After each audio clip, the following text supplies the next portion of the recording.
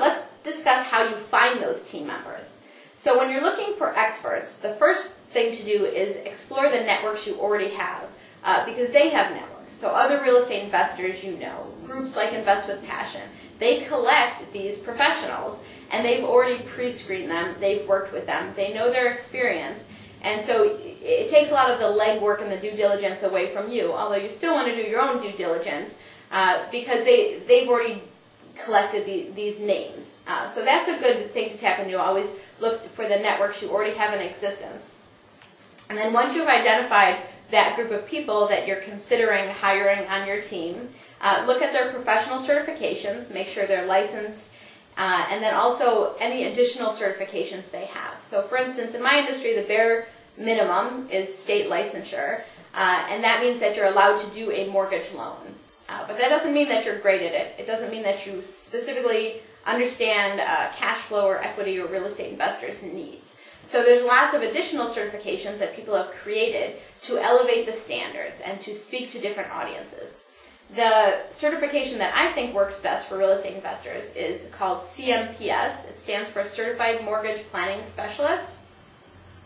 And this certification teaches mortgage loan officers how to become mortgage planners. And one of those areas they work at is real estate investors. They understand how to leverage your assets and with your financing. They understand the tax implications of different financing decisions. They understand how to calculate the internal rate of return on your real estate investment. That's pretty unique. I don't think many loan officers out there can do that.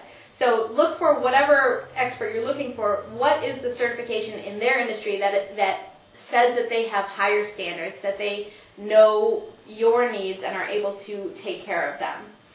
And then also your due diligence, check with the Better Business Bureau, see if there's any complaints, things like that. And then finally, you can always ask that individual for references or client testimonies.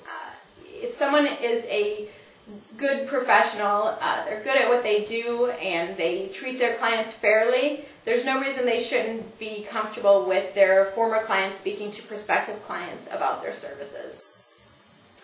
And then for the individuals that you're looking to delegate work that you may currently be doing, that's not cost effective, same thing, you can tap into your networks, call other real estate investors. I mean, I have clients who are real estate investors who call me all the time and ask for different things. They need a rehab job, or their contractor bailed on them, what do they need to do? And so I'll give them the names of my crew and, just say, hey, tell them I told you to call, and they'll take care of you, no problem. So sharing within the networks. And then some of that also would be, and then also other team members. So you can ask, for instance, you can ask your CPA if they know a good business attorney, or you can ask your contractor if they know a good property manager, because those industries are linked. So they may have people in their networks already. And then some of that is trial and error. If you hire a painter, you don't have to know you have the best guy in the book right off the bat. You use him, it works, it doesn't work, you hire someone else. Some of those things are not as serious to experiment with just hiring people and testing it out. And then the final step is to always reevaluate your team. Hold them accountable to the jobs that you hired them for. Make sure that what they have promised you, they are delivering, and that the results of that are what you expected.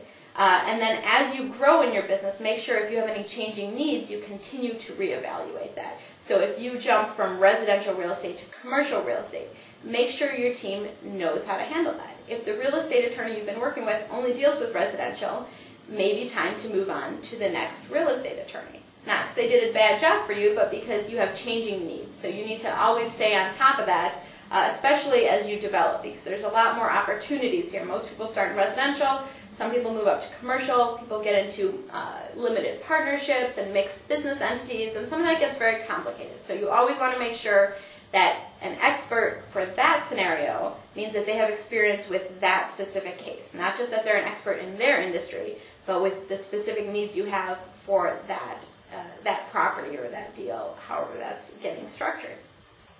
So there are my thoughts on why you need to have a team and how to build your team, and hopefully that helps you out in your real estate investing endeavors.